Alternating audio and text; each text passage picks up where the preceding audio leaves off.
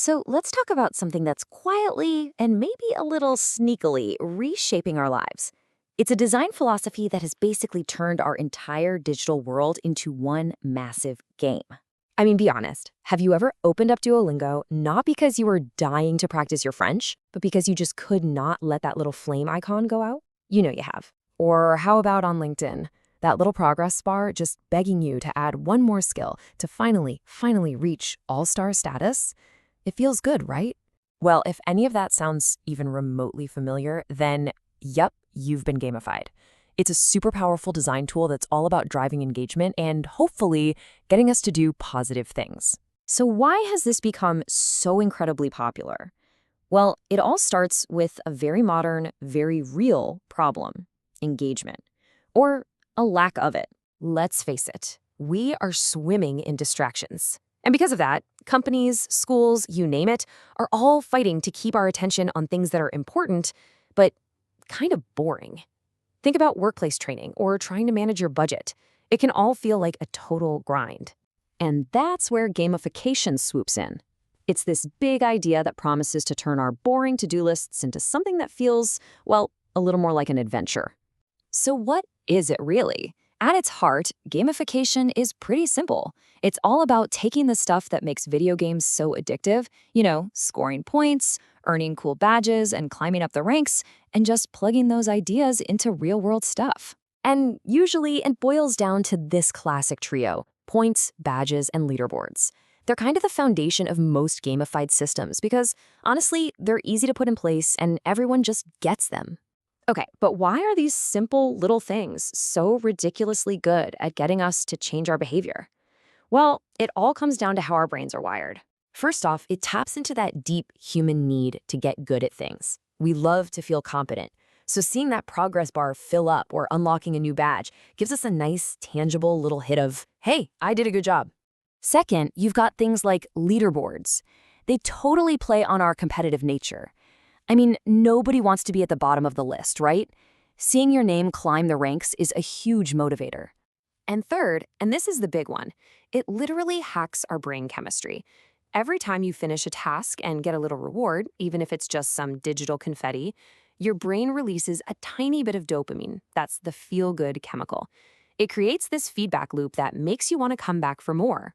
And finally, there's a really powerful psychological trick called loss aversion. Basically, we hate losing things more than we enjoy gaining them. So the fear of losing your streak or dropping down a rank, that can be an even bigger push than the idea of getting a new reward. Okay, so enough with the theory. Let's look at where this stuff is popping up in the real world. Because trust me, once you start looking for it, you'll see it absolutely everywhere. And yeah, the applications are incredibly broad. You see it in shopping, in education, even in how our cities are run. But look at this chart. The biggest chunk by far, a full 50%, is in healthcare and fitness. All those apps trying to get us to take one more step or drink one more glass of water. And for businesses, the payoff can be huge. Seriously, the research shows that when it's done well, gamification can lead to a user's lifetime value being up to 7 times higher. This is not just a gimmick, it's a serious driver of profit. So here's the crucial thing to understand. This isn't just about making things fun. Every single time you interact, every rating you give, every challenge you complete, you're feeding valuable data into these massive systems that then learn to personalize your experience even more. It's a powerful, self-reinforcing loop. But you had to know there was a but coming, right? With all this power to shape our behavior, you have to ask, where's the line?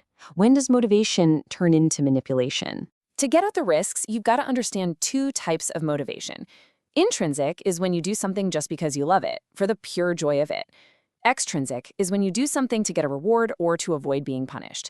Gamification, yeah, it almost always leans on that second one. And that leads us to the first big problem, a weird-sounding word called pointification. This is what happens when people start chasing the points just for the sake of the points and totally forget why they were doing the activity in the first place. The reward becomes the only goal. But even more dangerous is something called the over-justification effect. This is a weird quirk of our psychology, where if you start giving someone a reward for something they already enjoy doing, it can actually kill their passion for it. It turns play into work. And when users feel like these systems are fake or manipulative or just plain cringy, well, the backlash can be pretty intense.